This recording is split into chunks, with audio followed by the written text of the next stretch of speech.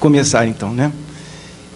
Eu, antes de tudo, quero agradecer, né, a Casa Dirce pelo convite, né, que chegou através do professor João César.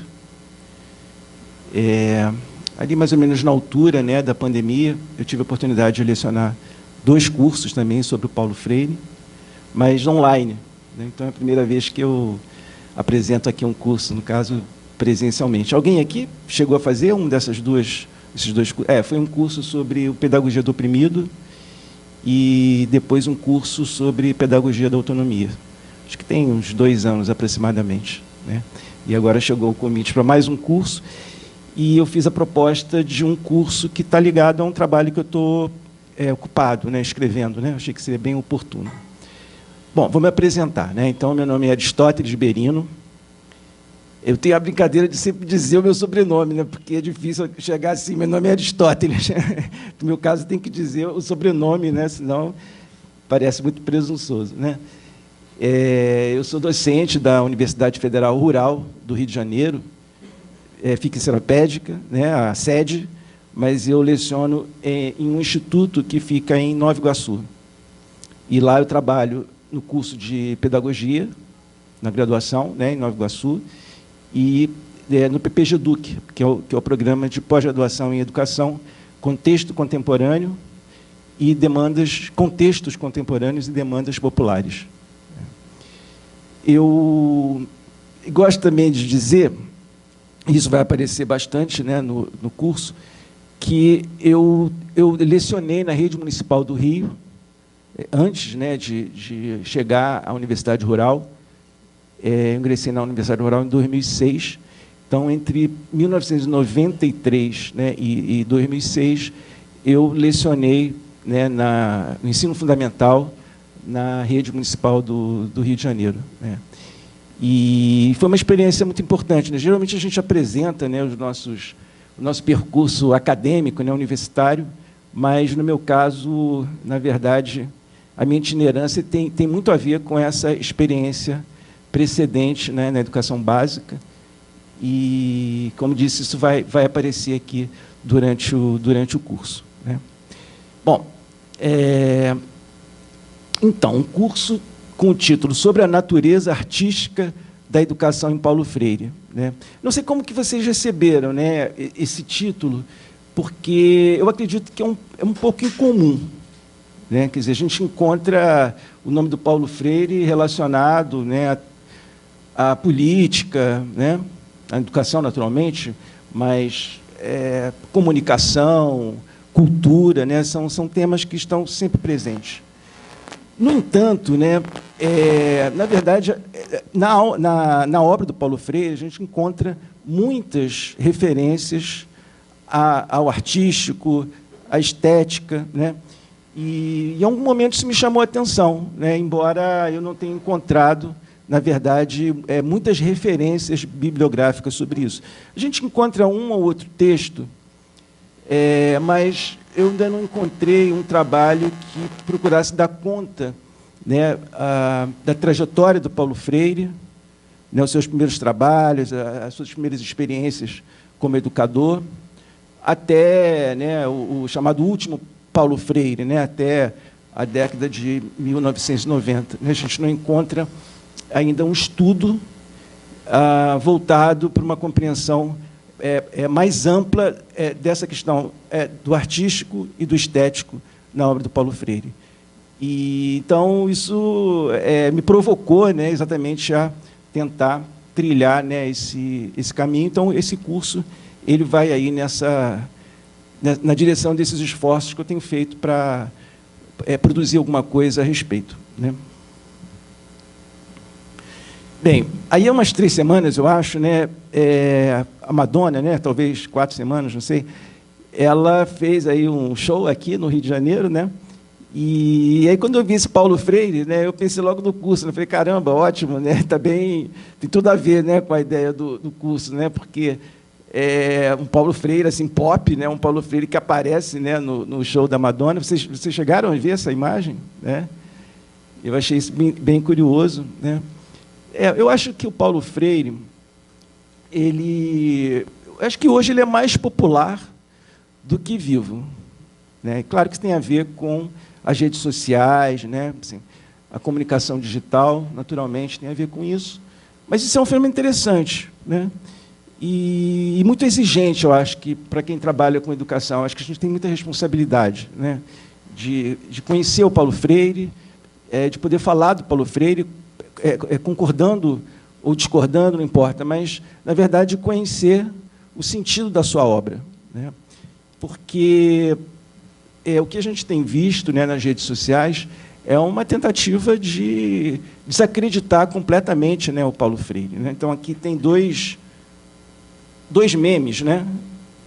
Não sei se chegaram a se deparar com eles aí nas chamadas bolhas, né? Então, o primeiro, né, na altura da eleição, que elegeu o presidente anterior ao Lula, né? E aí vejam, né, você tem uma cena aí de quebrar, né, a frente, né, talvez de um banco, acredito, algo que foi comum em 2013, talvez seja uma imagem da época, né? E ali, ó, método Paulo Freire. Quer dizer, para um setor, né, político, o método Paulo Freire é isso. É você educar para que as pessoas se comportem dessa forma, né?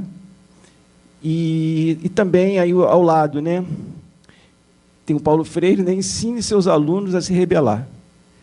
E eles se rebelarão contra você. Eu não sei se vocês se lembram dessa professora. A imagem é real, ela é uma docente da educação básica em Minas, e ela foi agredida por um aluno, né? Então, aqui a mensagem é essa, né? Olha, a educação freiriana ela nos leva para isso, né? Para que essa rebeldia ela termine em violência, né? Então, assim, poxa, o Paulo Freire ele nos deixou, né, em 1997, né? Acho que foi o ano da sua morte, e no entanto, até hoje ele é lembrado dessa forma, né? Essa tentativa de desqualificar a sua pessoa, né, e descaracterizar o seu legado. Na verdade, desde os anos 60, né, que o Paulo Freire já sofria acusações bem parecidas, né? Já na altura das campanhas de alfabetização, antes do golpe, né, já existia uma mídia que criticava o Paulo Freire, né? Dizia que ele estava querendo comunizar o país. Então, na verdade, essa preocupação com a obra do Paulo Freire, ela, na verdade, ela é bem antiga. A diferença hoje, naturalmente, é que ele não está mais entre nós, né? E tem esse alcance das mídias digitais, né, que torna tudo muito imediato, né? A viralização, né? Viralizar, né? Isso chega a tantas pessoas, né? Então, assim, esse é um desafio, né? A gente estudar, né, a obra do Paulo Freire e até descobrir, né, que existem ainda muitos temas novos, né, temas que, apesar de ser um autor tão estudado, e de fato né, no Brasil e no mundo, ainda é possível criar muito em cima da obra do Paulo Freire. Até porque, claro,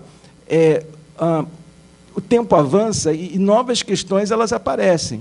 Então, é isso, né, quer dizer, é uma obra que tem uma repercussão que nos alcança ainda, né, que sobrevive bastante. Bom, então, assim, isso aqui é um curso, né, um curso que tem 4 encontros, e eu vou dizer como é que eu organizei esse curso, né? A nossa primeira aula hoje, eu vou falar do momento estético da linguagem, depois, a Escolinha de Arte do Recife, o Círculo de Cultura, e, finalmente, trabalhar esses 3 conceitos: criação, ser mais e inédito viável. Vocês já tinham ouvido falar o momento estético da linguagem? É interessante, porque aparece várias vezes, né, na obra do Paulo Freire. Essa é uma das dificuldades, né, para discutir as questões de estética ou do artístico na obra do Paulo Freire. É que, muitas vezes, essas questões elas aparecem, né, e você passou por elas. Mas ele geralmente não faz de tal modo que provoque você ficar mais tempo naquela questão, né? Quer dizer, o grande trabalho é você ter um conhecimento significativo da sua obra para poder relacionar, né? Mas momento estético da linguagem é um conceito que aparece muitas vezes, mas sempre como uma lembrança, né? E já vou falar daqui a pouco, né? Escolinha de Arte do Recife. Já ouviram falar?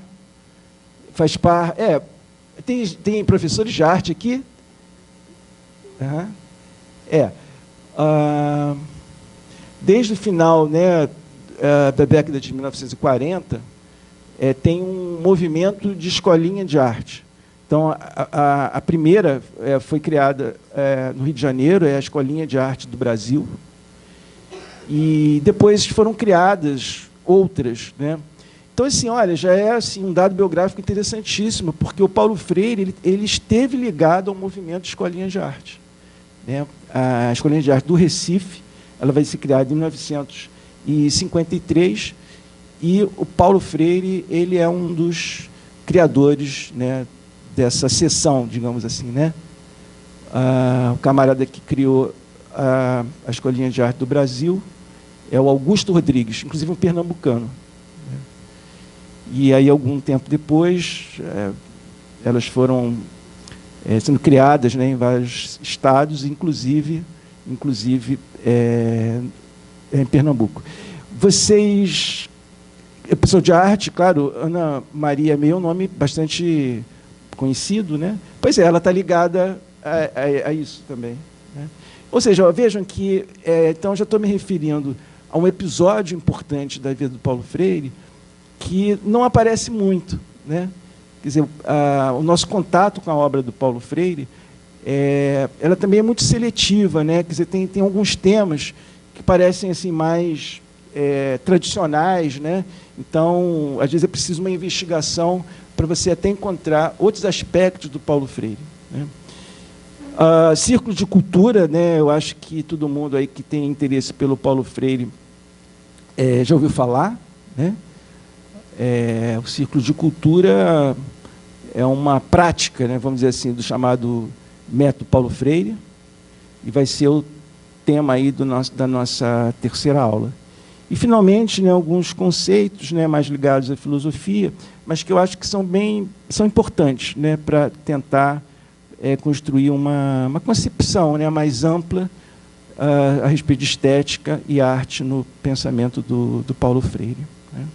Então, é mais ou menos o programa do curso.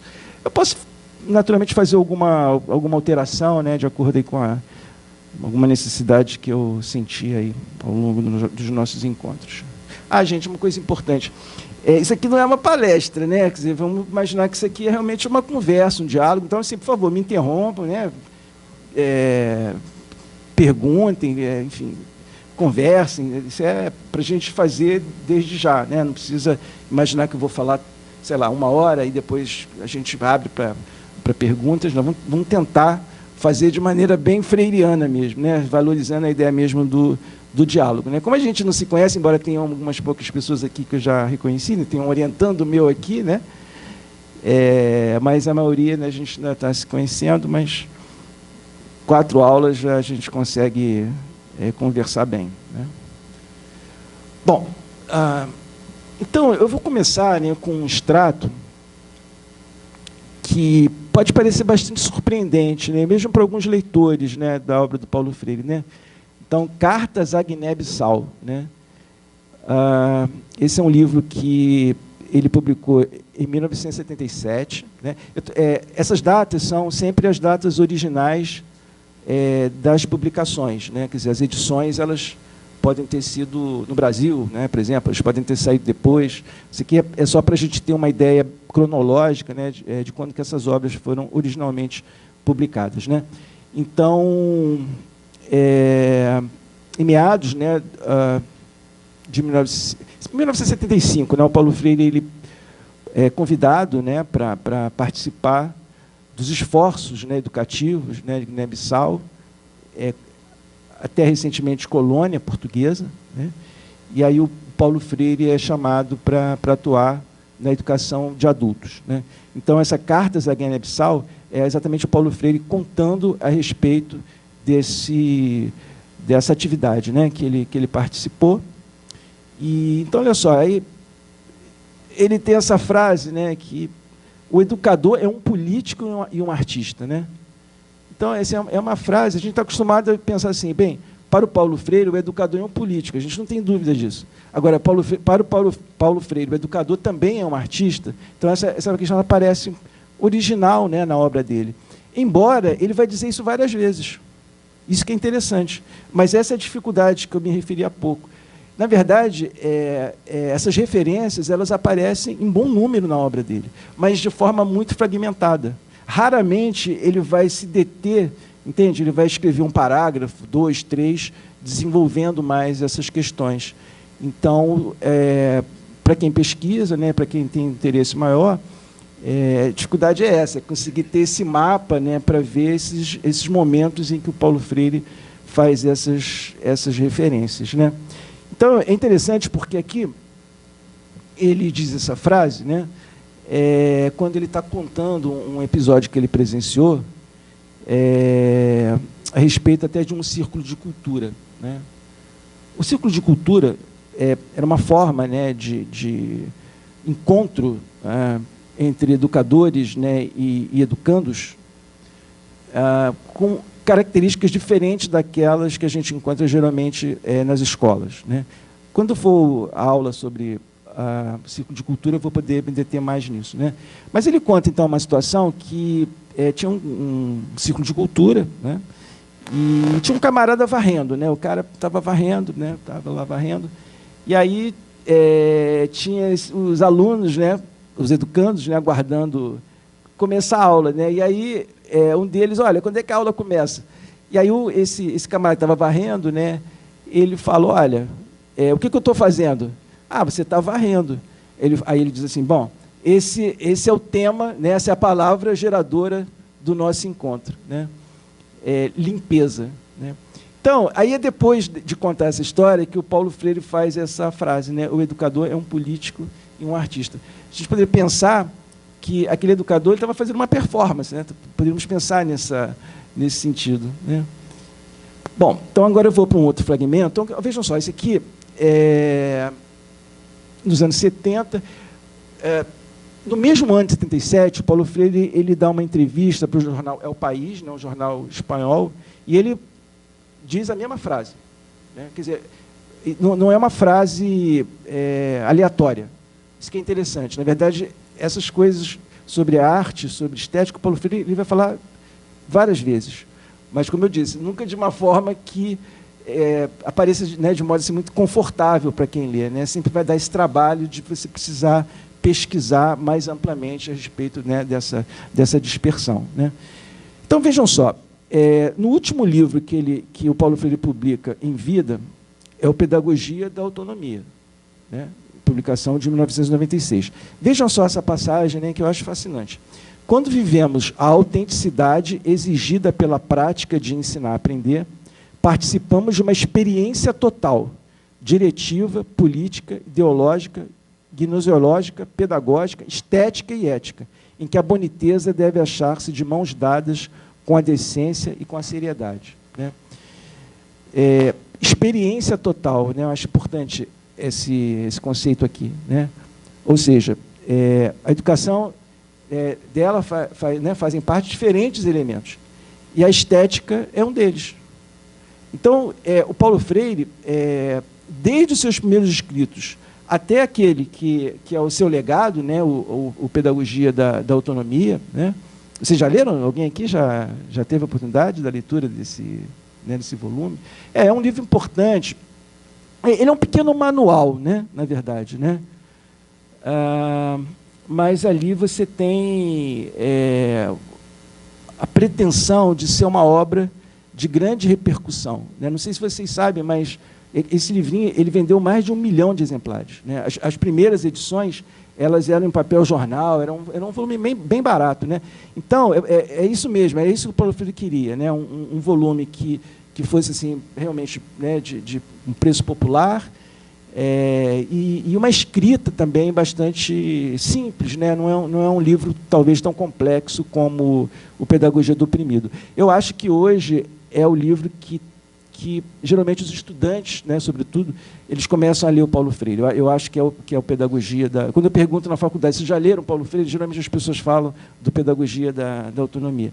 Então, está lá, né, quer dizer, num livro em que o Paulo Freire está passando a limpo, né, o seu pensamento, ele está falando da estética, né, como alguma coisa que faz parte da educação, né, e que a gente não deve se alienar disso, né?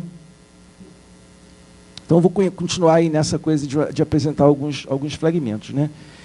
Medo e Ousadia, né? Um livro de 1987, é um livro que tem alguns artigos, né? E um deles, ele diz algumas coisas que nos interessam aqui, né? Conhecer, para mim, é algo de belo, né? É uma frase que, assim, ela parece muito simples, né? Mas, na verdade, ela está num contexto de uma complexidade realmente bem interessante. Por que ele vai dizer que conhecer é algo de belo, né?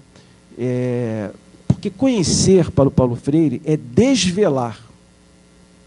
Quer dizer, desvelar e dar vida a um objeto, quer dizer, alguma coisa do nosso interesse, né?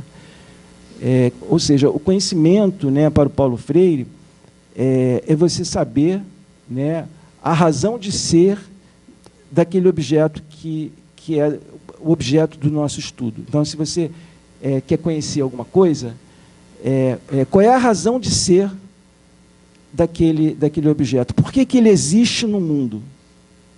Então, isso significa para o Paulo Freire desvelar, saber a razão de ser daquele objeto, né?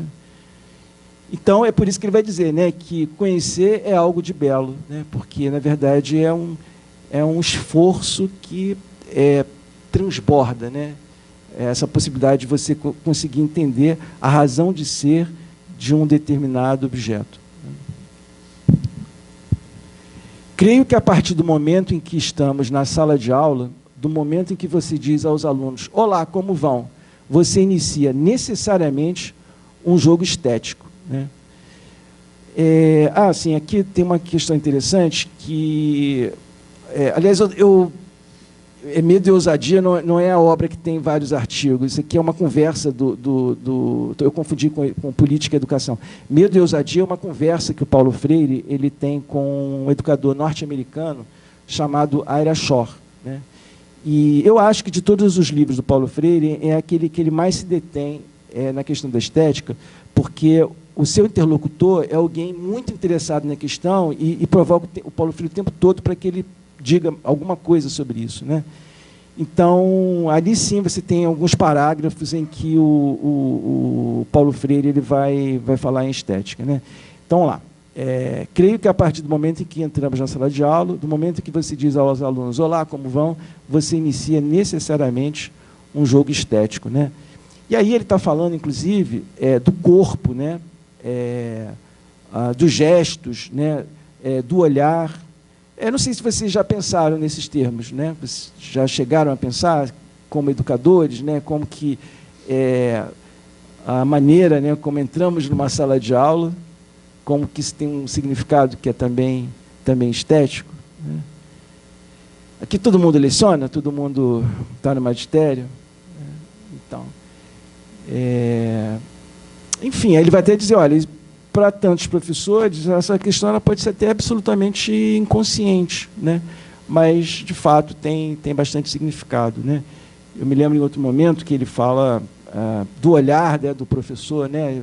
Isso não é fato? Quer dizer, dependendo como o professor olha, os estudantes eles mais ou menos já sabem como que deve se comportar, né? Se precisam ficar mais, né, imobilizados, ou se é um olhar mais solícito, né, para a gente participar mais, né? Então, é daí que o Paulo Freire está falando de uma experiência estética também, né?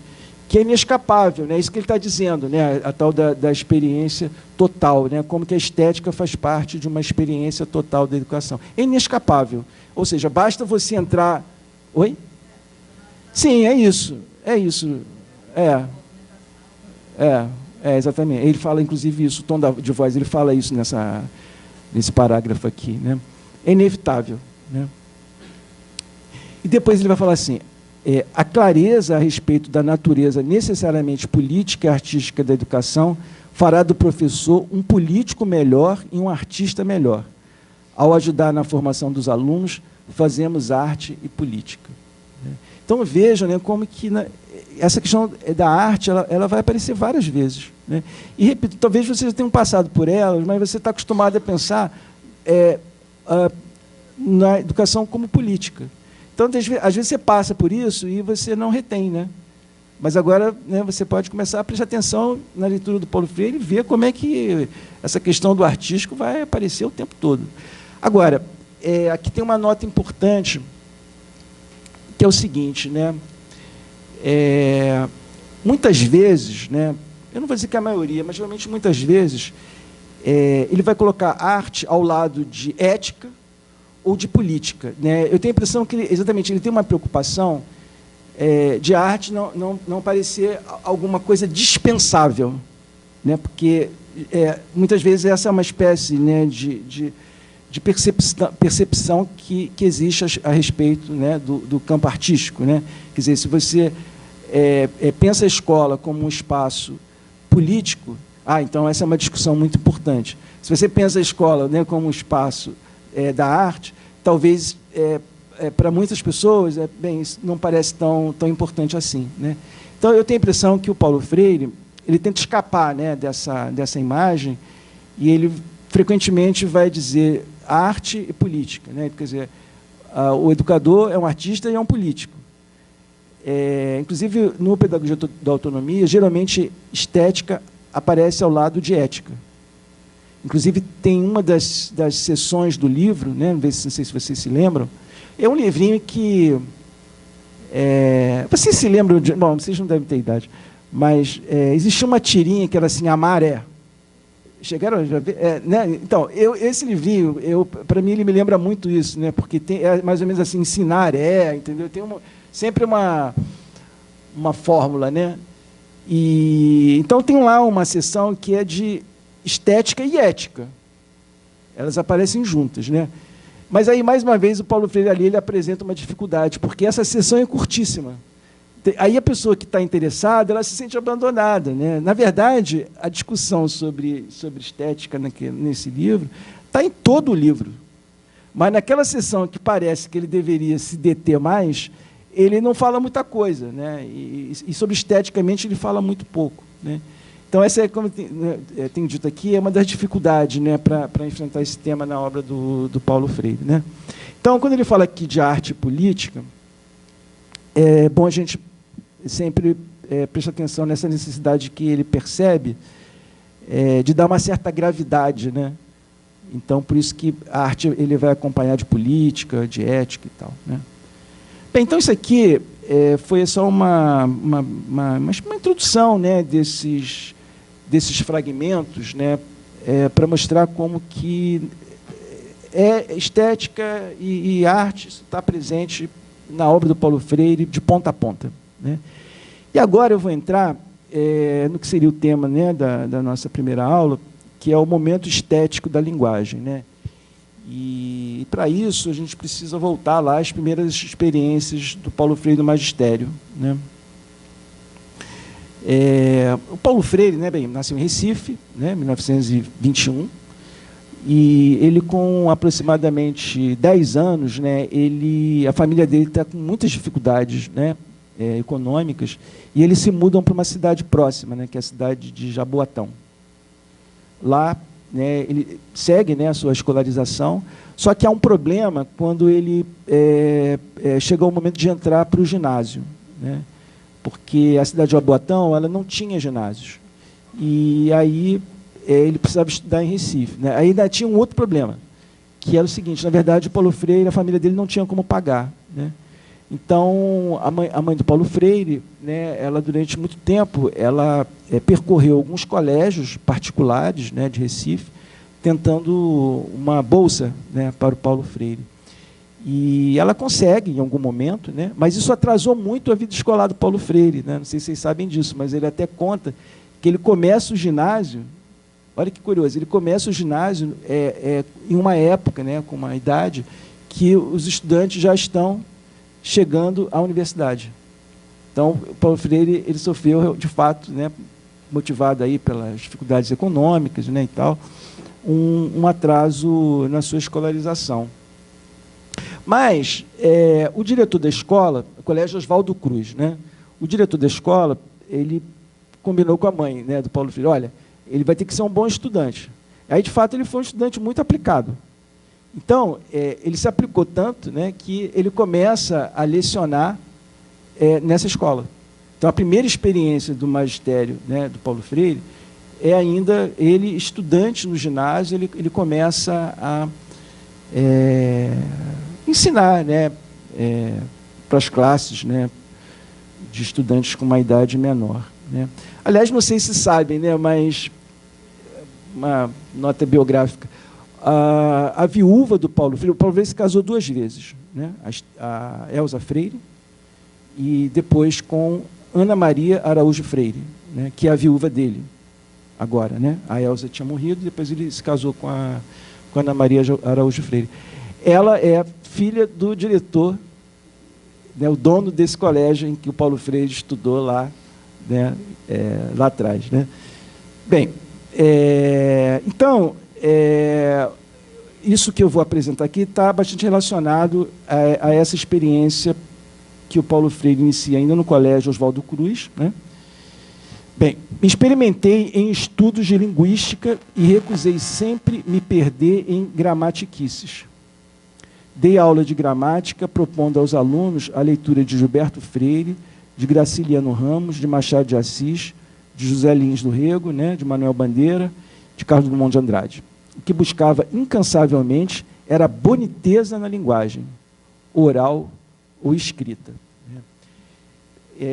Essa é uma discussão que ele faz, pelo menos, em 3 obras, né, Política e Educação, Medo e Ousadia e Cartas a Cristina. São 3 livros em que ele narra, né, a sua própria vida e ele se recorda dessas primeiras experiências no magistério. Aliás, essa é uma questão bem interessante no Paulo Freire, né?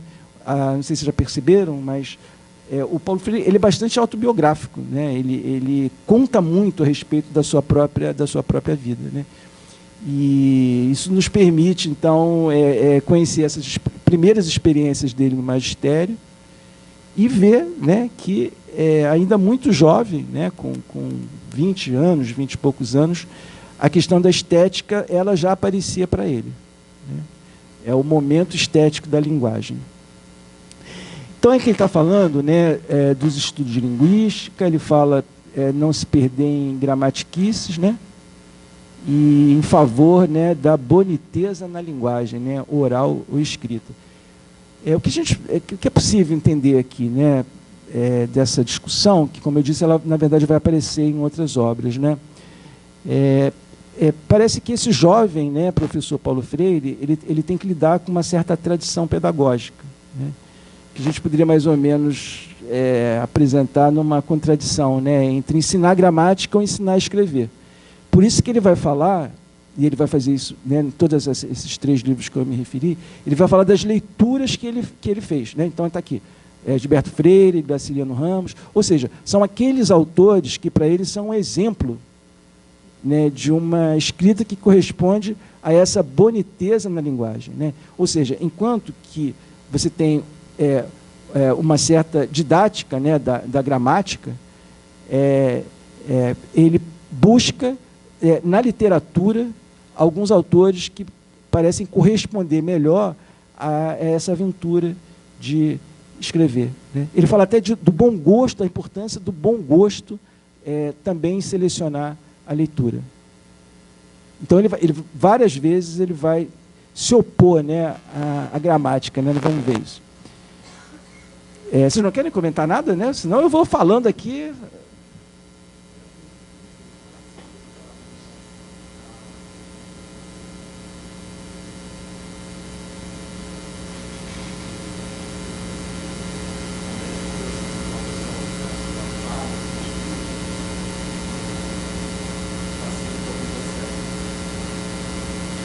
Sim, mas o que nós vamos ver é que essa questão ela vai ficando mais complexa ao longo da sua trajetória no magistério, né? Eu tenho a impressão que, nesse primeiro momento,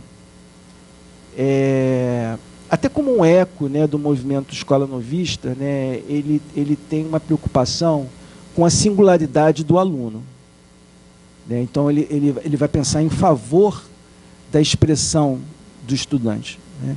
Então, aí ele deixa muito claro, né, quando ele fala de gramatiquices, isso ele vai falar dezenas de vezes. Então, está claro que ele não concordava com um determinado ensino em que a gramática ela parecia dificultar a expressão do estudante. Mas esse é um jovem Paulo Freire, né? Até no slide seguinte, eu vou mostrar como que o Ira Shor fala a respeito da experiência do magistério dele nos Estados Unidos e como que o Paulo Freire vai lançar a mão das mesmas ideias que ele tinha como jovem professor, mas num novo contexto. Então, isso também é muito interessante. Como que o Paulo Freire ele é muito coerente com os conceitos que ele construiu, né, ao longo da sua trajetória. Mas o leitor do Paulo Freire tem que ficar muito atento, que às vezes ele vai ressignificar. Ele vai usar o mesmo conceito, mas pode ter um certo deslocamento. E aí a gente vê como é que o pensamento do Paulo Freire é vivo. Vamos chegar lá. Já no próximo slide, eu acho que eu vou chegar mais próximo do que você está dizendo, né? Porque esse Paulo Freire, ele ainda não tem essas preocupações, né, culturais, vamos dizer assim, né, que vão aparecer mais tarde, principalmente a partir da década de 1960. Né? Então, vamos seguindo, a gente vai voltar a falar disso aí. Bom, então ele vai dizer, foram desses tempos as primeiras tentativas no sentido de desafiar, ou de estimular, de instigar os alunos, adolescentes dos primeiros anos do então chamado curso ginasial, a que se dessem à prática do desenvolvimento de sua linguagem, a oral e a escrita. Prática impossível, quase de ser vivida plenamente, se a ela falta a busca do momento estético da linguagem, a boniteza da expressão, a que se junte a preocupação com a clareza do discurso. Né? Ou seja, na verdade, ele não está abrindo mão, né, de uma escrita limpa, vamos dizer assim, né? É o que supõe uma gramática. Mas, para ele, esse momento estético da linguagem, que então seria esse momento de transbordar, né? Quer dizer, uma escrita que tem um significado muito particular para quem escreve, né? Isso muitas vezes vai sacrificar a gramática, né? Inclusive,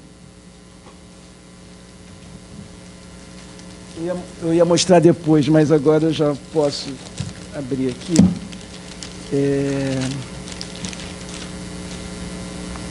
Vocês conhecem, né, os racionais?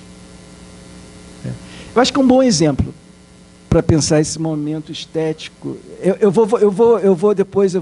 guardei aqui uma passagem que eu quero ler, mas já estou aqui já apontando para isso, né? Ou seja, essa escrita que sacrifica a gramática, mas que permite um enlevo, né? É isso que é o momento estético da linguagem, né? Bom, então, ok, vamos lá. No Medo e Ousadia, bom, então, Medo e Ousadia, como eu disse, é uma conversa do Paulo Freire, em meados dos anos 80, com um educador norte-americano chamado Ira Shor, né? Então, o Ira Shor, né, ele conta a trajetória dele, ele é alguém de origem, né, da classe trabalhadora, e ele fala que ele fez parte assim, daquele 1% que da classe trabalhadora consegue fazer um doutorado, né? Então, ele é professor de língua inglesa, ele faz um percurso acadêmico típico, né? Só que aí, nessa conversa com Paulo Freire, ele narra as dificuldades que ele tem como professor. Acho que aí chega a esse ponto que você está propondo, não é mesmo, Gustavo? Eu acho que chega a esse ponto que você está propondo. Porque, então, ele vai falar de um momento que acontece nos Estados Unidos, um alargamento do ingresso nas universidades, né? Então, você tem muitos alunos de origem da classe trabalhadora, de origem popular, e aí ele fala, o Ira Shor, que ele está com um problema de difícil solução, que é o seguinte, ele não consegue ensinar de acordo com a trajetória dele.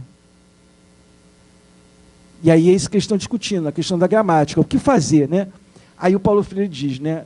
Agora, veja como que esse já é um momento diferente daquele, embora ele esteja se lembrando do momento estético da linguagem, né, que ele lidou lá como jovem professor, aqui ele está respondendo a alguém que está discutindo uma experiência do magistério na década de 1980. Então, ele vai dizer, em certo momento, você tem que lutar contra a gramática para ter liberdade para escrever. Só que aqui, eu acho que tem uma radicalidade que corresponde mais a isso que você está colocando. Lá, nos primeiros anos, né, de magistério do Paulo Freire, veja, ele tá estudando e começa a lecionar num colégio caro. Ele era bolsista. Mas, entendeu? Ele está falando com... ainda que ele pense esse momento estético da linguagem, não tem nada que possa corresponder a isso daqui. Entende? Agora, quando o Arashor coloca a questão, sim, está muito próximo disso daqui. Né? Vou até adiantar aqui, vou ler aqui Isso aqui é uma canção. Vocês já ouviram Racionais? Eu já ouvi muito, para atingir também o momento estético da linguagem, eu ouvi bastante. Trouxe até para mostrar que tenho DVD também. Eu realmente ouvi muito, né? Não comprei só o livrinho, não. Ouvi muito DVD. Isso aqui é uma canção chamada Tô Ouvindo Alguém Me Chamar, né? Vou ler só um pequeno trecho. Então, o Mano Brown, né? Nunca vi meu irmão. Não, nunca mais vi meu irmão. Diz que ele pergunta de mim. Não sei, não. A gente nunca teve muito a ver. Outra ideia, outro rolê. Os malucos lá do bairro já falava de revólver, droga, carro. Pela janela da classe, eu olhava lá fora. A rua me atraía mais do que a escola. Fiz 17, tinha que sobreviver. Agora eu era um homem, tinha que correr. No mundo você vale o que tem. Eu não podia contar com ninguém. Aí ele fala um palavrão. Fica você com seu sonho de doutor. Quando acordar, você me avisa, moro? Eu e meu irmão era como óleo e água. Quando eu saí de casa, trouxe muita mágoa. Isso há mais ou menos 6 anos atrás, outro palavrão, maior saudade do meu pai. Né? Então, vamos dizer, gramaticalmente é uma série de problemas, né? Mas é isso, né?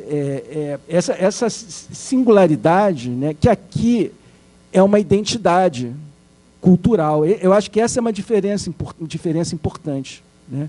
Quando Paulo Freire discutiu, né, a respeito desse momento estético da linguagem, né, ele dizia isso em favor do estudante, né, da sua expressão. Mas não há um corte de classe, não há um corte de identidade. Né? Ele não está falando das periferias. Mas, mais tarde, essas questões elas vão se apresentar com uma gravidade muito maior. Né? Até porque muito desses jovens, vamos dizer, ali na década de 1940 no Brasil, essas pessoas elas não estavam na escola, ou pelo menos não chegavam no ginásio. Né? Então, essa é uma questão também que tem a ver com um processo, no caso do Brasil, né, mais longo, né, de universalização da escola. Né? Então, sem dúvida, que para se apropriar, né, do que o Paulo Freire falava de momento estético da linguagem, é preciso perceber como que ele construiu isso lá atrás, mas como que isso pode ser vivo agora. E aí eu acho incrível, porque é uma ideia do Paulo Freire que tem uma atualidade enorme. Porque é isso, quando você ouve essas canções, porque o ler é pouco, o ler é interessante para quem conhece as músicas, né? Porque aqui você está estabelecendo as letras, né? Isso é a função da publicação do livro. Né? Eu me lembro que quando eu fiz a minha tese de doutorado, eu trabalhei várias canções, né? Hip hop, funk, só que eu anexei, na época não existia ainda QR Code, por exemplo, então eu anexei na minha tese um CD com as canções. Por quê? Porque eu queria que a banca ouvisse. Embora no texto eu tivesse incluído as letras, a audição, ela é uma experiência diferente.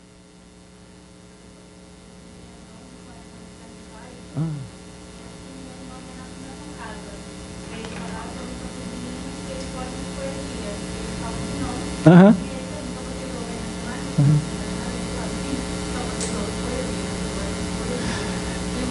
Sim, sim. Agora eu vou te contar uma história interessante, né, para você ver. Quando, então, lecionando na Rede Municipal do Rio, eu levei, em uma ocasião, Racionais para ouvir. Porque aí, veja como é que entra, assim, o professor, às vezes, né, com essa visão iluminista. Então, assim, eu pensei, pô, vou levar os Racionais, né? Eu acho essa história sensacional. Vou levar os Racionais para a gente ouvir e tal. E eles ouviram. Só que depois eles falaram assim, poxa, agora vamos ouvir uma outra música? E aí, sim, aí eu tinha que ir até o final. Eu cheguei lá na escola, vamos ouvir Racionais? Vamos fazer um trabalho de conscientização, né, com a turma? Vamos ouvir Racionais? Ok. Mas aí eles devolvem assim, agora vamos ouvir uma música aqui que a gente gosta também? E aí eu não podia recuar, senão ia parecer falso, né? Cara, aí eles apresentaram Gabriel Pensador, né, que eu não gostava, né? E também não queria que eles gostassem, né? Porque achei que era pouco, né? Assim, poxa, estou levando Racionais, eles aparecem aqui com o Gabriel Pensador, né? E era uma canção Cachimbo da Paz. Foi uma experiência pesada, porque... E aí eles começaram a simular, né? Era uma escola que tinha uma vigilância muito grande, eu fiquei meio apavorado, eu fiquei preocupado, se a diretora abre essa porta, o que eu vou explicar, né? Agora, você sabe que essa história, ela tem um desdobramento impressionante, cara, acho que quase 20 anos depois. Eu vou a um show do Mano Brown, isso não tem muito tempo, talvez 5 anos, vou a um show do Mano Brown na Fundição Progresso. Gente, inacreditável. Aí, durante o show, o Mano Brown, ele vê o Gabriel Pensador na plateia, e ele chama o Gabriel Pensador para cantar com ele, né? Aí eu fiquei pensando, tá vendo? Eu querendo dizer para os meus alunos, né, a grande diferença que existe entre Racionais e Gabriel Pensador. No entanto, para o Mano Brown mesmo, não tinha diferença nenhuma, pelo menos porque ele chamou para cantar com ele, né? Isso é legal, né? Porque mostra como Sim. Ela provavelmente não tem a dureza que eu queria atribuir, né? Isso é fácil. O cotidiano escolar, ele... nos coloca, né, nos interpela o tempo todo, né? E aí, na minha tese de doutorado, eu até falo, né, desse episódio, mas ainda não tinha ocorrido esse show, né, em que eu vejo os dois. Mas eu já conto como que, às vezes, você também quer ensinar seus estudantes sobre cultura, sobre identidade, e nem sempre, né, essa experiência para eles é exatamente como a gente imagina, né? Então a gente precisa ter muita abertura. Ou seja, o momento estético da linguagem é deles. Eu posso ter o meu. No carro eu podia estar ouvindo Racionais, mas também não quer dizer que eu deveria ensinar para eles que o certo é ouvir os Racionais, porque eles vão aparecer com outras referências também, que são legítimas, né? Sim, exatamente. Olha, isso aí para mim o tempo todo, entendeu? É impressionante. E mesmo hoje, olha, eu vou te falar, mesmo hoje na universidade, né? Eu leciono num curso de pedagogia, na graduação, e essas experiências de aprender, elas são bem significativas, né? Eu recentemente escrevi o meu memorial, né, para professor titular. E aí eu conto, por exemplo, como que algumas leituras... Porque o curso de pedagogia... Alguém aqui é formado em pedagogia, graduado? Né? Então, é um curso que há uma presença feminina muito significativa, né? E aí, quando eu vou para a Rural, em 2006, pela primeira vez, dedicação exclusiva. Então, assim, eu tinha um monte de empregos, né? Tinha uma experiência, né, do magistério bem diversa. Então, assim, pela primeira vez, eu tenho um emprego, e com estudantes, onde a questão de gênero era muito clara, né? Então, assim, eu hoje, por exemplo, eu leio Carolina Maria de Jesus, né? Maria Firmina dos Reis. São leituras que eu comecei a fazer por causa das minhas alunas. Porque as minhas referências, elas não eram suficientes, né, para do aula de currículo, por exemplo, né? Então, assim, as minhas referências, elas não eram suficientes para dialogar com pessoas que tinham uma outra, né, subjetividade, né? Então a gente aprende mesmo o tempo todo, ou porque eles dizem alguma coisa que assim aquilo funciona, né, como até um tapa, né? Ou porque você começa a prestar atenção e ver que, olha, eu tenho que ir para outro caminho, né? Tem uma história também do magistério. Era um estudante ótimo, né? Que ele começa a ficar pior, né? E aí eu um dia surpreendo ele e falo assim: você mudou muito. Aí ele olha para mim e fala assim: o mundo mudou muito. Gente, fantástico. E aquilo, né, porque eu tentei fazer repousar nele o defeito, né? Aí ele devolveu com uma inteligência, né, maravilhosa, né? E diz: não, o mundo mudou, né? Fantástico, né? Então eu acho legal assim essa experiência do magistério, que você aceita às vezes, né, essas vozes dos estudantes, porque elas ensinam bastante, né? Bom, então ele continua dizendo, Paulo Freire, né, lá no Medo e Ousadia. A questão naquela época não era só negar as regras. Quando jovem, aprendi que a beleza e a criatividade não podiam viver escravas da devoção à correção gramatical, né? Percebam como ele bate bastante, né? E ele dava aula de língua portuguesa. Essa compreensão me ensinou que a beleza e a criatividade não podiam viver escravas da devoção à correção gramatical. Essa compreensão me ensinou que a criatividade precisava de liberdade. Então, mudei minha pedagogia, como jovem professor, no sentido da educação criativa. Olha, outra ideia, né, de uma estética freiriana, né, a educação criativa. Isto foi um fundamento também para que eu soubesse depois como a criatividade na pedagogia está relacionada com a criatividade na política. Uma pedagogia autoritária ou um regime político autoritário não permite a liberdade necessária à criatividade. E é preciso criatividade para se aprender, né? Então percebam que, mais uma vez, né, quando ele está falando de beleza, de criatividade, ele não se separa da questão da política, né? E inclusive, ele vai afirmar como essas duas coisas também elas não podem ser separadas, né? Então, eu acho isso importante perceber, né, como que o Paulo Freire constrói, né, vamos dizer assim, suas referências, né, sobre o artístico, sobre estética, né? Porque também não é uma abordagem aleatória, entendeu? Não é uma abordagem que sugere que o seu leitor pode viajar muito, entendeu? É preciso observar como que ele está construindo, né, as suas ideias, né? Eu acho que sim, vamos chegar lá. Peraí. Ok. Bem, então isso corresponde, né? Ainda tem uma outra obra que eu falei, né, Cartas a Cristina, onde ele também fala bastante a respeito, né, do momento estético da linguagem. Ele vai mencionar muitos professoras que ele teve, né, que formaram nessa concepção emancipatória, né? E ele vai até mencionar uma professora que ainda era professora dele em Recife antes de se mudar para Jaboatão, né? Então, ele agradece muito a todas essas pessoas que, na verdade, construíram com ele, né, essa concepção mais, né, emancipada, né, da gramática, né? Bom, agora, eu vou mostrar algumas fotos que eu fiz, né?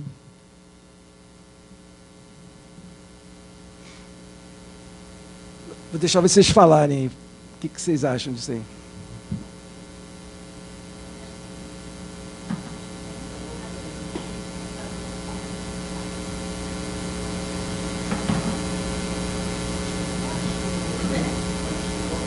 Vocês já viram o Discman, né? Às vezes eu tenho turmas que as pessoas nem sabem o que é isso, né? Eu cheguei a ter o Discman, né? E essas caixinhas, eu acho que na época já eram aquelas caixinhas do computador, né? Então eles, né? Gente, isso aqui é fantástico, porque essa é a última escola que eu lecionei. Essa foto deve ter aproximadamente 18 anos, 18, 20 anos, né? E na época ainda não tinha smartphone, né? Mas já existiam aquelas máquinas digitais. E aí isso fez com que, nesses últimos anos, nos últimos 2 anos que eu tive no magistério da rede municipal, eu fiz muitas fotos, né? Então eu tenho uma coleção, né, de fotos, né?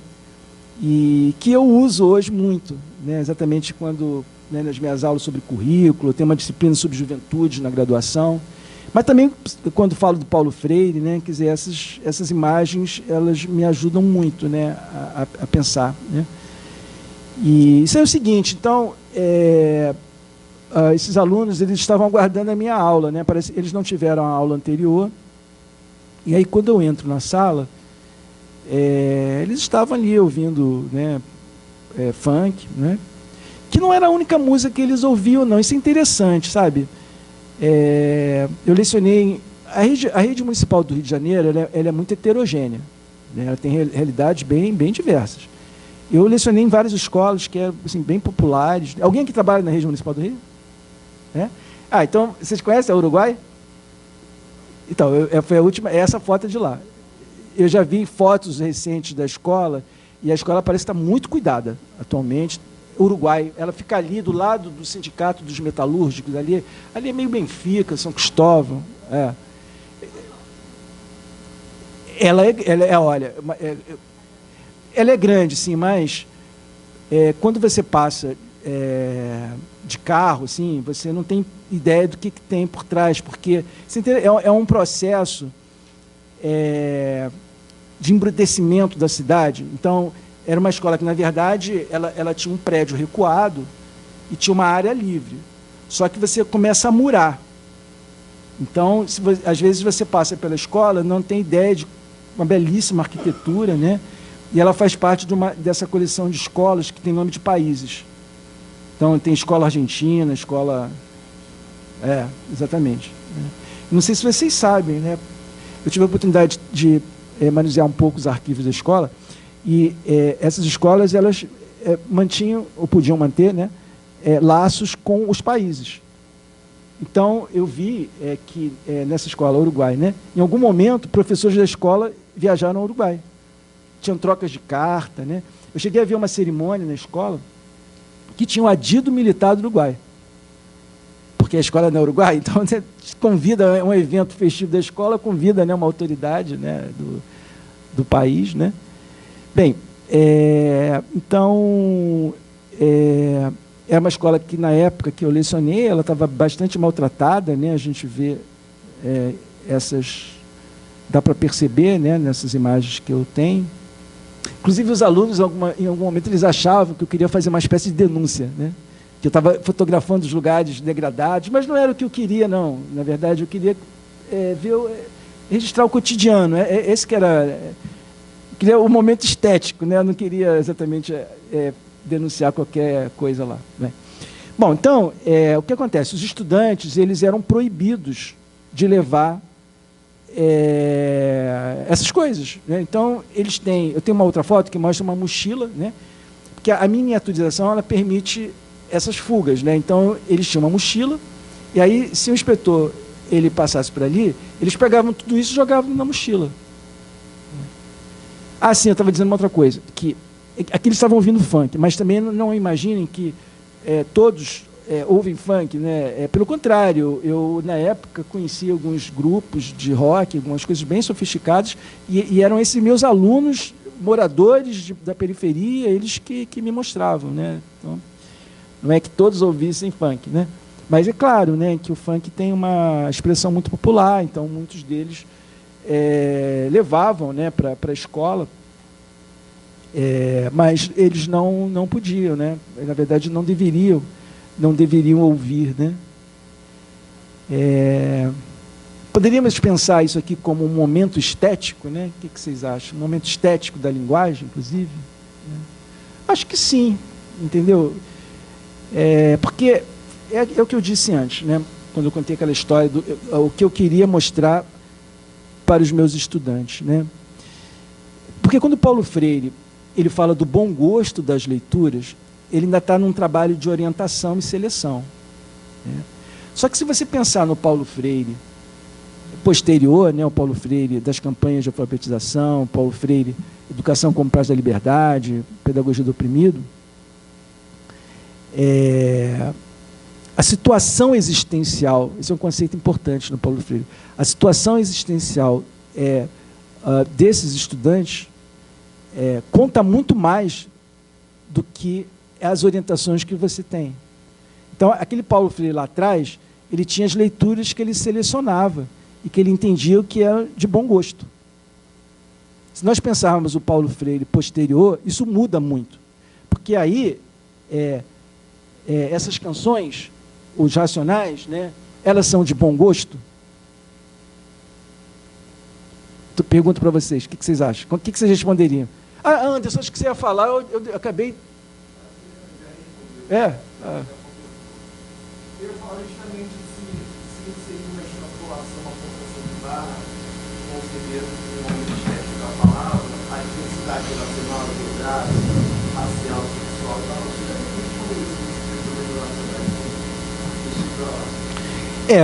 o que eu disse, que lá atrás, nas primeiras experiências do Paulo Freire, caramba, na década de 1940 ainda, né, essas questões já apareciam como hoje, elas são obrigatórias para a gente, né?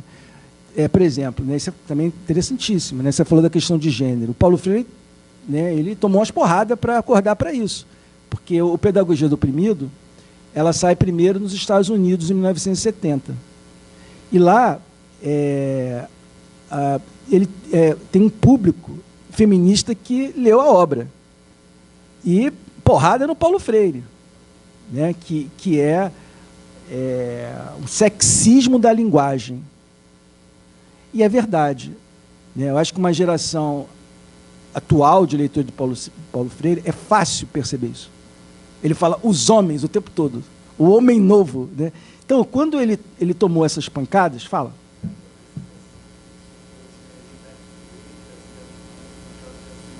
Ah, sim, exatamente. Perfeito. Você sabe que uma vez eu fiz um curso com as minhas alunas da graduação, porque ele escreveu Educação e Atualidade Brasileira, é uma tese que ele escreve para um concurso, né, para ser efetivado em um cargo que ele era substituto, talvez, contratado, algo assim. E ele escreve isso em 59. Né? Em 1960, é quando sai o Quarto de Despejo da Carolina Maria de Jesus. Né? Então, nós fizemos uma leitura combinada. E como que essas questões, né, que aparecem para a Carolina, elas estão muito pouco presentes no Paulo Freire. E mais tarde, ele vai tentar assimilar. Mas a gente vê que é sempre de mau jeito, entendeu? Porque, claro, Sim, exatamente. Quando eu faço o curso de Paulo Freire, não um curso que tem um tema mais específico, mas a primeira coisa que eu falo, olha, Paulo Freire é um personagem do século XX. De cara você tem que entender isso.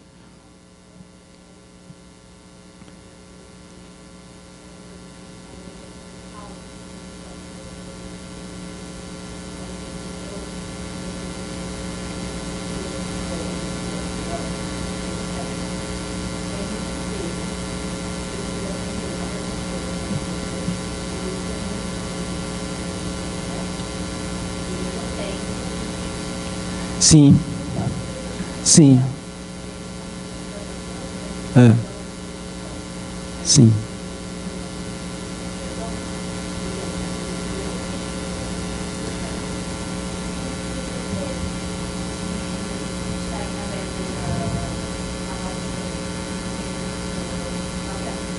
Sim, eu acho que ele tinha uma genuína abertura, né, exato, mas é isso.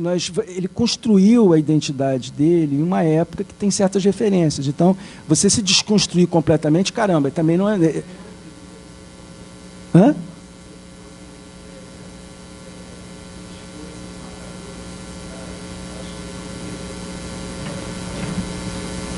Tem um episódio, vou contar um episódio interessantíssimo que acontece nos Estados Unidos, né? Era uma discussão que reunia latinos, negros, né? E dentro da concepção humanista, ou pelo menos como o Paulo Freire entendia, ele achava que esses grupos deveriam ficar misturados, porque isso correspondia mais à compreensão do que ele tinha da unidade dos oprimidos. Mas o pessoal foi intransigente, entende?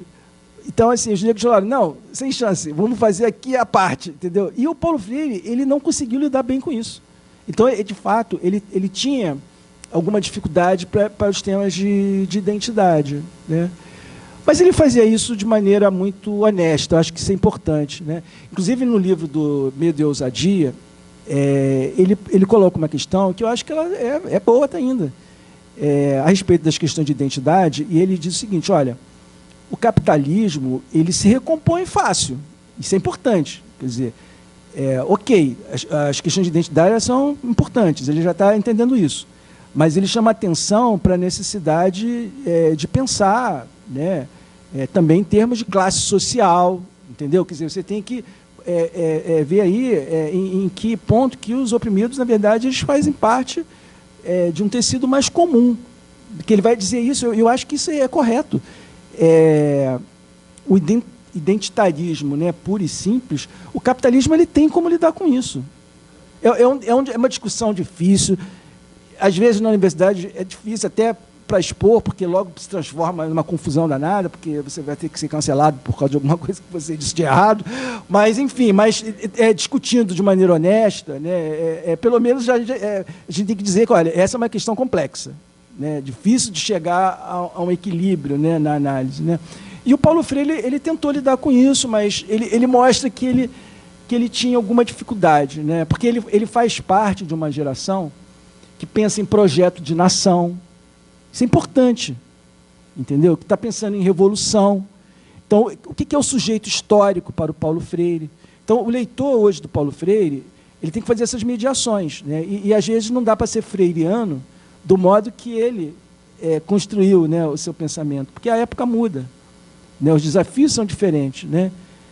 E, então, eu acho que nesse caso também, como aquela frase, né, o conhecer é belo, né, porque eu acho que isso é um desafio para a gente, né, de grande beleza, poder enfrentar essas questões, né? E o Paulo Freire tomou pancada de todo mundo, né, dos marxistas, todo mundo. Você sabe que o Paulo Freire não é tão lido assim como a extrema-direita fala da doutrinação, de como que a educação brasileira está ruim, por causa do Paulo Freire. Mas o Paulo Freire não é tão lido assim nas universidades, não. Eu, quando converso com as minhas alunas, elas conhecem, talvez, o Pedagogia da Autonomia, mas não muito mais do que isso. Não é uma leitura tão frequente, né, nas graduações. Nas licenciaturas, acho que eu li alguma coisa, quando eu sou graduado em História, né, na UF, né? Eu acho que eu li alguma coisa, mas nada que fosse à altura, vamos dizer, né, da importância do Paulo Freire, assim, como que ele é conhecido em todo o mundo, né? Os marxistas, eles, inclusive, nem sempre... Eles respeitam, né, Paulo Freire, né, são contra esses ataques e tal, mas eles têm outras referências. Debeval Saviani, né, já ouviram? Né? Tem outra, então, os marxistas não são muito... não aceitam muito o Paulo Freire. Eu falo isso até de maneira muito tranquila, porque eu sou marxista. A minha formação a minha dissertação de mestrado foi sobre Marx, né? Embora o problema da subjetividade em Marx, então já é uma curiosidade, né, a respeito de um outro tema menos comum no marxismo. Hoje não, já tem muita gente que escreve sobre isso. Mas o Paulo Freire vai ser acusado, quando ele fala de oprimido, onde estão as classes sociais? Ele teve que responder por isso, né? Ele teve que discutir a pedagogia da esperança. Ele vai tentar dizer não é bem assim, né? Mas essa foi uma cobrança dura, né, dos marxistas, né? Que o Paulo Freire não fala de classe social. É uma bela discussão. E ele vai dizer em um momento assim: classe social é um dos motores da história, mas não o motor da história. Eu entendo que isso significa que ele não é marxista. Essa é uma questão que aparece muitas vezes, às vezes as pessoas me perguntam, foi Paulo Freire marxista? Não é tão fácil responder, mas se procurar as abordagens que o próprio Paulo Freire fez, não é muito fácil dizer que ele foi marxista. Mas, sem dúvida, ele usou bastante categorias do marxismo. Isso também é inegável, né? Enfim, Paulo Freire é alguém que não é muito fácil a gente conseguir assim dizer. Paulo Freire foi isso, entendeu? Na verdade, um autor com uma obra, meia centena de livros, né? É difícil você conseguir capturar ele de uma maneira assim tão definitiva, né? Bom, então, voltando aqui para a imagem, né, eu acho que hoje, né, pensar esse momento estético, né, esse momento estético da linguagem, nos obriga a pensar esse cotidiano escolar, né, em que muitas vezes os nossos estudantes vão aparecer com um gosto musical, com gestos, né, comportamentos, né, que... Enfim, é preciso saber das suas situações existenciais, né, para usar um termo freiriano, né? E isso é bem diferente de como o Paulo Freire pensou o momento estético da linguagem lá na década de 1940, né? Aqui são imagens que eu fiz na escola da universidade. Não sei se vocês sabem. Oi. Qual?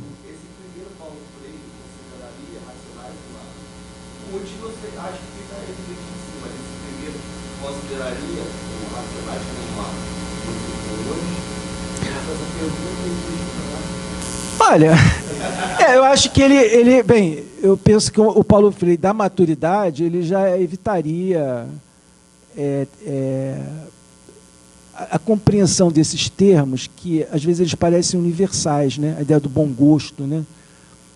Estava conversando com uma turma, por exemplo, assim, como que nos cursos de formação de professoras, né, o curso normal, ali pela década de 1950, por exemplo, tinha audioteca. Então, aquelas estudantes tinham acesso à música clássica, né, que elas podiam ouvir. Então, a ideia de que algumas músicas elas dão um enlevo, né, elas tornam você mais sensível. Mas se nós levarmos essa ideia do momento estético da linguagem, né, ao limite da nossa época, é impossível pensar isso nesses termos de universalidade. É impossível. E eu acho que o Paulo Freire tinha consciência disso, sim, né? Acho que ele não tentaria... Ele falaria o que é importante para ele, o que foi importante. Ele continuou dizendo isso, né? Como que certas leituras foram relevantes para ele, mas certamente ele não iria dizer que essas são as leituras que precisam ser feitas, né? Que hoje a escola tem que começar por ali. Pelo contrário, esse é o grande debate que o Saviani faz com ele, né? Porque, para o Saviani, Demerval Saviani, já ouviram? Escola e Democracia, é uma obra importante para a gente colocar os debates, né? Ele pensa em um conhecimento que é universal, coisa que o Paulo Freire não aceita. E agora, não significa que você não deveria ler Dostoiévski, por exemplo, né? Mas você não começa por aí, essa aqui é a questão, entende? Você não começa por aí, você não começa apresentando uma literatura universal, porque isso não comove, essa é a questão, né? O momento estético da linguagem, ele lida com isso. Quer dizer, aquilo que permite a sua expressão. Só que, para toda uma população de origem popular, essas obras, né, elas não têm como, de pronto, nos atingir com essa sensibilidade, né? E tampouco porque elas são superiores, né? Bem, elas têm alguma importância, né, reconhecida, ok. Mas até para você chegar lá, você tem que, né, se interessar pela própria leitura. Eu acho que hoje, muitas vezes, a dificuldade é essa. E aí você não vai começar a interessar alguém pela leitura propondo leituras, né, de obras que, às vezes, já exigem assim, né, um certo interesse pela própria literatura, né? Os jovens, eles leem muito. Aliás, eu geralmente, quando mostro essas imagens agora, eu até digo, olha, eles escrevem o tempo todo. E isso aqui, a Rural, ela tem um colégio técnico lá em Seropédica, que é o Setur, né? E E aí, isso aqui também tem muito tempo, isso aqui tem mais de 15 anos. Eu um dia entrei na escola, né, era um período de férias, e aí eu fiz alguns registros nas carteiras, né? Então, assim, fez parte, né, de algumas pesquisas que eu fiz, né, que são esses vestígios, né, essas passagens dos estudantes, né? Vocês já pensaram nisso nas escolas, de ficar olhando o que os alunos rabiscam? Eu acho isso fascinante, né? Então, estaríamos aí diante de um momento estético da linguagem, né? Joana, ela tem uns registros ali em números. O que vocês entenderam daquilo ali? É fantástico, né? Porque aí ela está falando da memória dela, né? São os 3 anos, né, que ela permaneceu na escola. E aí ela diz, né, não há tempo, é uma canção do Lulu Santos, né? Não há tempo que volte, vamos viver tudo que há para viver, né? O Setur é um colégio técnico. Então, esses são estudantes que moram ali na Baixada, na Zona Oeste, né? Muitos vão para a universidade, alguns são aprovados em concursos da própria Rural, ou até para outras universidades, né? Mas eles fazem parte, né, da classe trabalhadora, então também há muita pressão, por isso que faz o curso técnico, há muita pressão que ingressem no mercado de trabalho, né? Então aqui, gente, a gente consegue entrar assim, nessa subjetividade, né? Quer dizer, como que esse jovem ele já está ali, né, lidando com essa proximidade, né, com o mundo do trabalho, né, a necessidade de se graduar, né? Eu sou de uma geração, né, que os pais, né, era muito comum isso, né, a grande expectativa que existia a respeito da escolarização é você fazer um curso técnico para você ter uma profissão, né? Eu até tenho uma história pessoal engraçada, porque eu me graduei em História, né? Aí minha mãe falou assim, minha mãe já morreu, mas ela me disse assim, agora que você já realizou o seu sonho, faz um concurso para o Banco do Brasil. É louco, né? Mas sim, mas para alguém que saiu do Espírito Santo, naquelas ondas, né, migratórias, tentando ir para a grande cidade para encontrar uma vida melhor, então ela devia achar assim, pô, professor de História, né, isso aí não vai dar certo, não. Então o emprego público, né, era a ideia. Então, esses estudantes aqui, a gente consegue, né, aqui, nesse vestígio, né, nesses rabiscos, né, nós conseguimos entrar nas suas expectativas, né, nos seus medos, né, nas suas preocupações, né? E aí, isso aqui não seria legitimamente um momento estético da linguagem, né? Eu acho que sim, né? Acho que seria uma forma contemporânea de se apropriar daqueles estudos que o Paulo Freire fez lá na década de 1940, né? Mas que só pode sobreviver se você também entende que são outros estudantes, né? E hoje é muito mais fácil nós entendermos, né, que esses estudantes eles têm a sua própria cultura, que eles têm a sua própria escrita, né? Então, hoje, pelo menos de modo freiano, nós deveríamos ser menos doadores. Quer dizer, muito mais do que a ideia de mostrar para eles os grandes textos, né? Conhecer os seus textos. E aí sim, com esse encontro, aí você pode produzir alguma coisa, né? Vocês chegaram a ver isso nas escolas, que os estudantes, porque hoje é tudo digital, mas eles circulavam com um caderno que eram perguntas e respostas, né? Às vezes tinham jovens que escreviam poesias, então eles copiavam, né? Fantástico isso, né? Então, isso é um momento estético, né? Isso para eles, né? Tem um significado que às vezes escapa ao professor, né? E que, aliás, a escola tantas vezes tenta também proibir, né? Quando, na verdade, nós deveríamos levar isso para o diálogo, né? No lado direito, A Vida é Bela, né? Tá ali, tem o nome de jogador de futebol. E A Vida é Bela. Gente, vocês seriam capazes de escrever assim? Aqui não tem cadeira, né? Na carteira. Vocês sentiriam, assim, ao longo do dia, assim, uma beleza tão grande que você rabiscaria assim, a vida é bela? Vocês fariam... Não é? Eu acho isso de uma beleza, cara, eu acho isso de uma beleza fantástica. Você fez isso?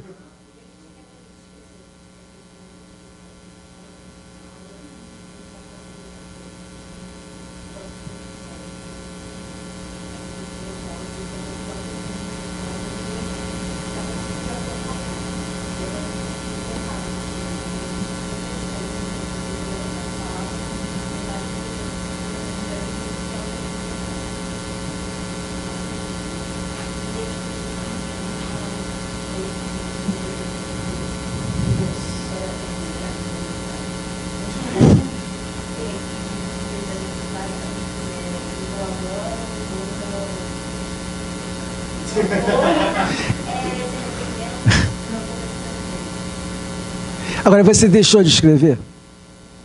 Não, continua.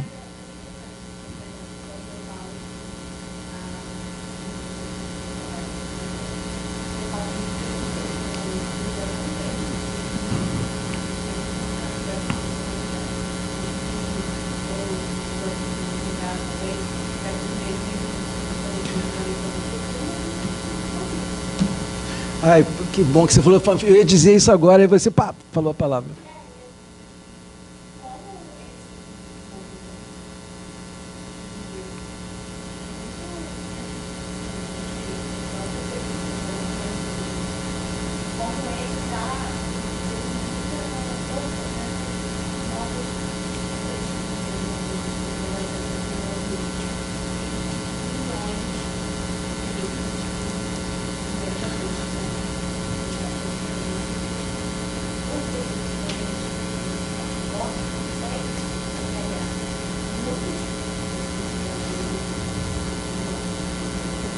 Uhum.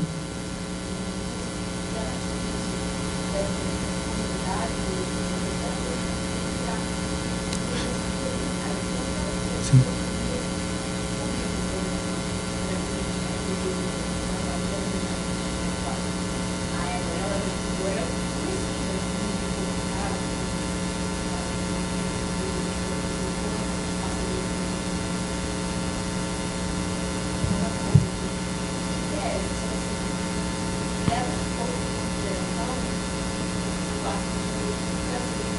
Uhum.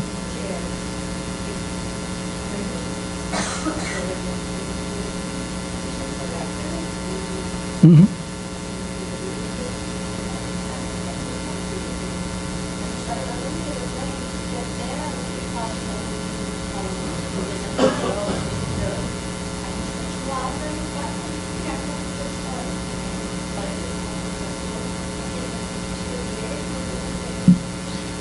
Eu participei de uma banca recentemente, de uma Yasmin Viana, o nome dela, né? Ela se graduou em pedagogia na Rural e aí ela fez o mestrado no programa de educação da UERJ em Caxias, né? Ela mora em Nova Iguaçu e o tema dela é fanfics, né?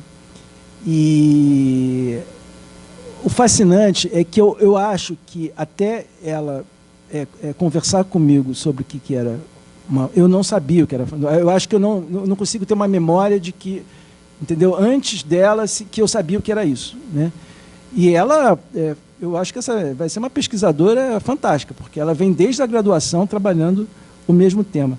E aí isso me faz pensar também, porque veja só, então lá atrás o Paulo Freire ele lia os autores, né, bom gosto.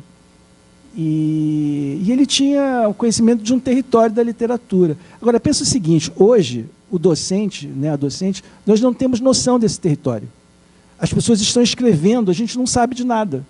A gente não sabe que tipo de escrita é essa, né? Enfim, estou generalizando, né? Mas acredito que muita gente nunca nem ouviu falar de um universo que é muito complexo. Quando ela apresenta a pesquisa dela, você fica assim, caramba, tem tudo isso, né? Eu me lembro uma ocasião, eu estava em um shopping com meus dois filhos, né? E aí tinha assim, um grupo, uma fila enorme, né, para ver assim, alguém. E eu fiquei assim, surpreso, caramba, que personalidade é essa? Acho que foi a primeira vez que eu ouvi falar do Felipe Neto, né? Foi a primeira vez que eu... Mas é isso, sabe? Então, assim, você tem ali um professor universitário, né, doutor em educação, que leu Paulo Freire e tal, mas que desconhece de tudo. Essa que é a verdade, entende? A gente, às vezes, vai tendo notícias de alguma coisa, né, de um universo que é comum a tanta gente, mas que a gente fica completamente alheio. Bem, eu não acho que a gente tem que tentar dar conta disso tudo, porque não vai conseguir, né? Mas eu acho que a gente não pode também querer qualificar essas experiências, né? Eu acho que a gente deve ter uma curiosidade para que o estudante ele entre na escola com esse seu pertencimento, né? Uhum.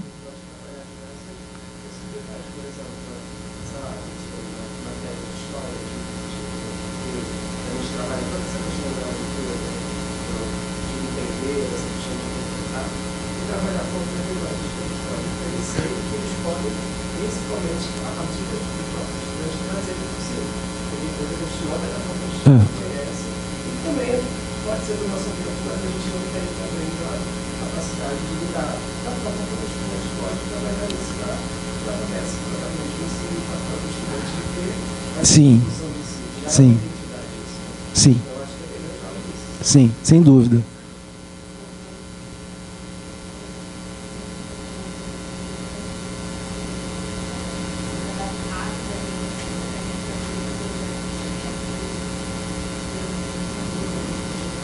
Esse.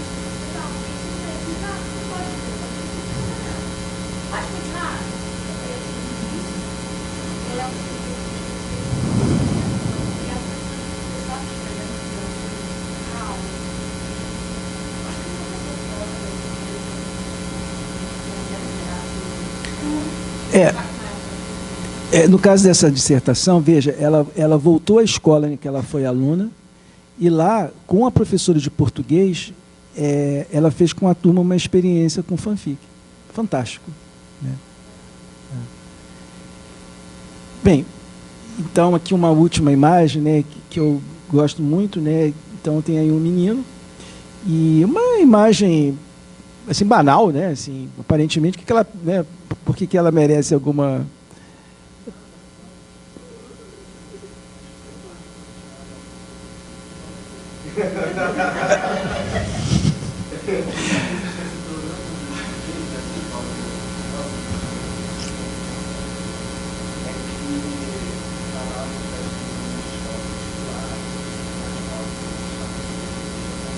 Sim. Eu lembro dessa história.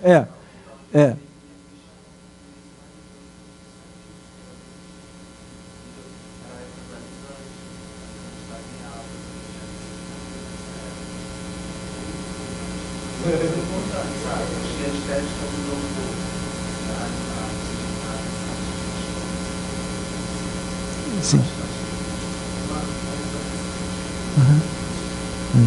Então, e como esse momento estético, né, ele escapa muitas vezes, né, à docência, né, porque há uma distância entre as experiências culturais, né, dos professores em relação aos seus estudantes, mas inclusive dessa diversidade que é uma população, né. Eu morei em Irajá, né, e é um bairro da Zona Norte, né, que tem muitos conjuntos habitacionais, né. Então, assim, eu tive um início de juventude bem popular, né, de infância e início de... aliás, até início da vida adulta, bem popular. Mas quando eu comecei a dar aula na rede municipal do Rio, eu fiquei muito impressionado como eu conhecia mal a cidade. Mesmo morando na Zona Norte, mesmo morando em moradia popular, não estou falando de condomínio, estou falando de conjunto habitacional, né?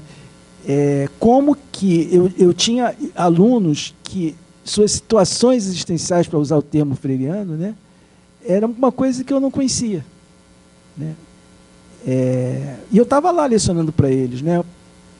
O Paulo Freire, algumas vezes, ele vai chamar a atenção da invasão cultural, né? Quer dizer, quando você pretende transferir, né, um saber, ignorando exatamente esse contexto original do lugar, né? A gente faz isso o tempo todo nas grandes redes públicas, né? A gente, às vezes, chega numa escola, começa a lecionar, a gente nem tem tempo, às vezes, né? Às vezes tem até interesse e curiosidade, mas você acaba não entrando, né, nesse universo, né? Que você, como disse, né, você então era jovem, né? Então você consegue falar sobre isso, né? Dizer alguma coisa sobre o... Olha, tem um documentário, Funk Rio, é um documentário, eu acho que dos anos 80 ainda, será que é isso mesmo? Sérgio Goldenberg, está lá no YouTube, que são jovens que ouvem funk na época, né? E, olha, é fascinante, porque você vê aqueles meninos, aquelas meninas falando das roupas, né? Da estética, e de um modo que, quando você não participa desse universo, é tudo muito estranho, mas aquilo é muito significativo para eles, né? Então, assim, como nas escolas, né, você não negar essa expressão que eles possuem, que é autêntica, né? Como você contribuir com alguma coisa que faz parte do magistério, mas em diálogo, né, com essas biografias culturais, né? Eu gosto dessa imagem, até por elementos bem simples, né? Que eu chamo de vontade de beleza, né? Porque, veja só, ele vai e pendura, né, um celular, né? Caramba, o que ele quer com isso, né? Ele quer parecer bonito, é isso, entendeu? Ele quer... Não, então, eu sempre chamo a atenção, eu acho... Não, e é uma preta e uma branca, cara, isso não é à toa, sabe? Isso é para compor uma imagem, né?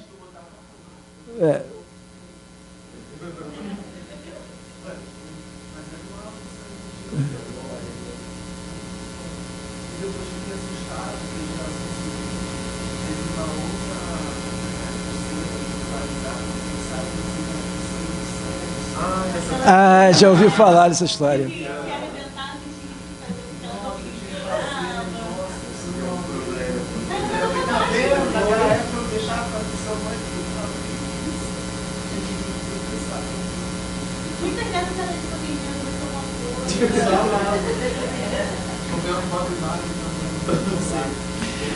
Bom, então, o exercício de casa é sair por aí buscando o momento estético da linguagem, entendeu? Nas escolas, ou quem sabe nas ruas, né? O momento estético da linguagem seria, assim, a primeira categoria da estética freiriana, entendeu? A primeira abordagem que ele faz, ainda como jovem professor, e vamos ver ao longo das aulas como ele vai criar muito, né, em torno da ideia de estética, de artístico, né? Mas vejam, né, como que um conceito do Paulo Freire, para tantos leitores da sua obra, né, alguma coisa que você pode até ter passado por ela, mas não, né, não achou que tinha a relevância que possuía, mas há muita. Né? A gente vê, quando ele conta a experiência dele, do magistério, a gente vê a gravidade que essa questão ela teve para ele, porque ele vai falar de maneira reiterada, ele vai falar várias vezes. Né? O trabalho do leitor do Paulo Freire, no caso desse assunto, é conseguir juntar essas coisas e ver como é que, no final, a gente produz algum sentido maior. Né?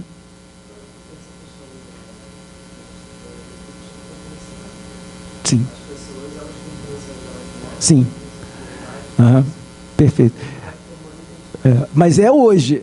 Quando o Paulo Freire formulou lá atrás, ele não tinha ainda essa questão, né, naquela época. Né? Ele estava pensando em termos mais assim, né, de autenticidade daquele estudante, né, daquele indivíduo. Mas ele ali ele não tem ainda não tem uma discussão para colocar nesses termos que ele mesmo, de uma certa forma, ele foi engolido depois, né?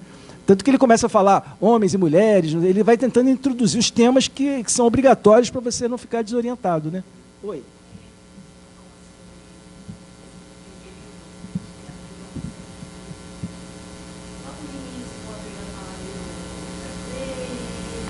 Isso é em 1940.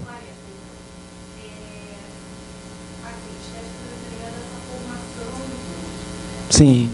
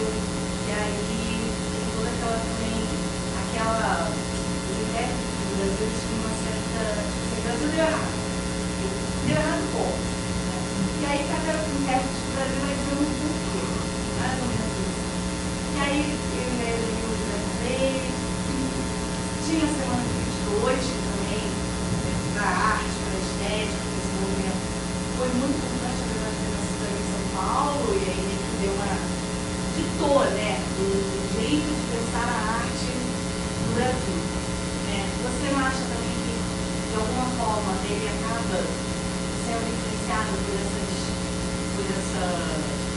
por esses movimentos, né? Sim. Porque tem esse grupo de São Paulo fortíssimo que vem falando de arte, a fila, será que de alguma forma ele também não vai surfar nessa onda? Não, sim.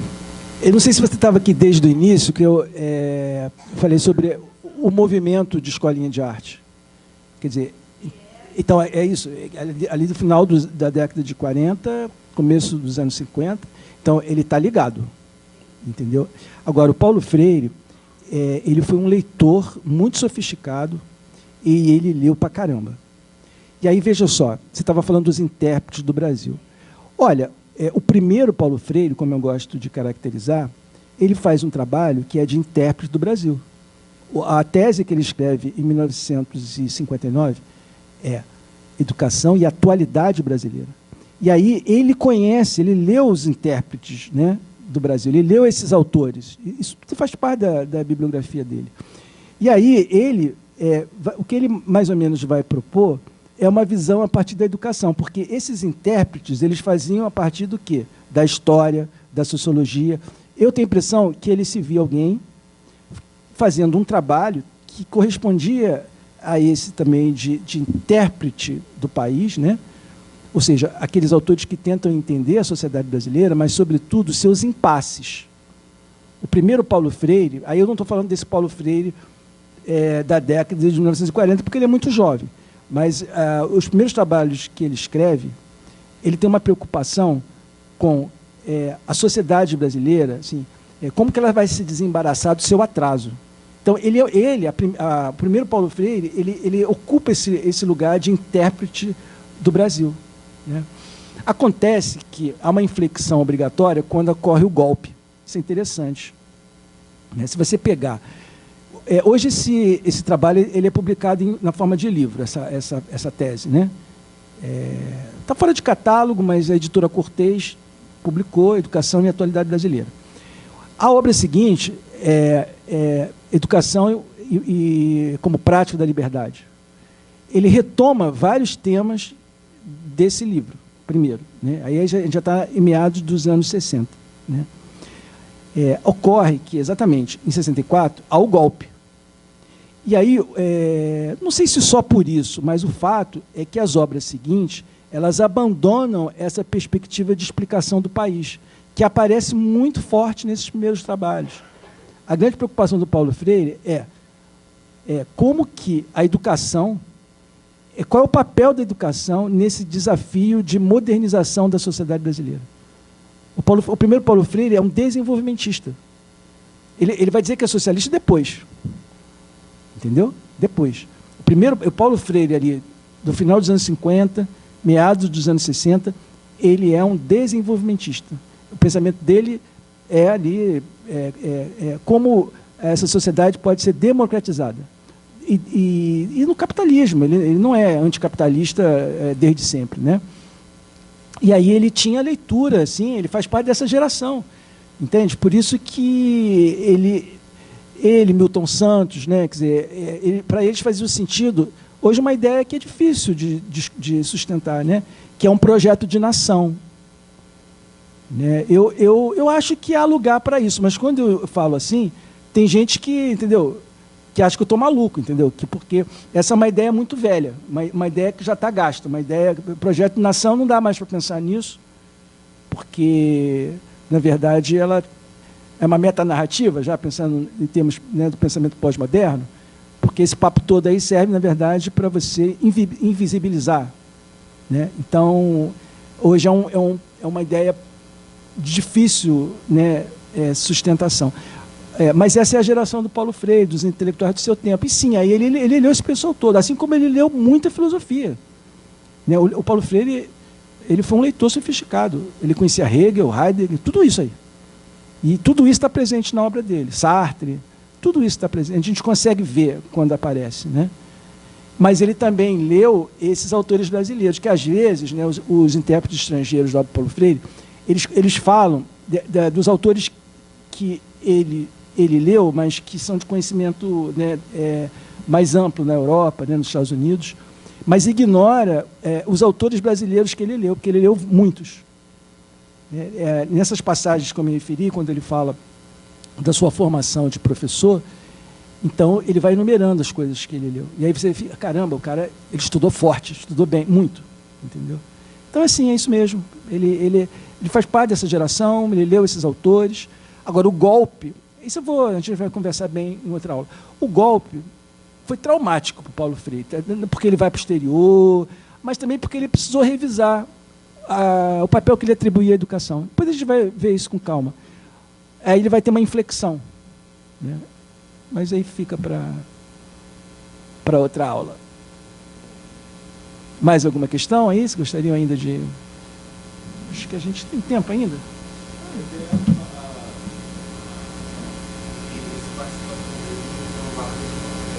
Ah, sim. Caramba, cara. Fantástico. Isso. Sim. Pois é. Exatamente. Quando abordar o ciclo de cultura, aí tem que entrar na conversa do movimento de cultura popular, né?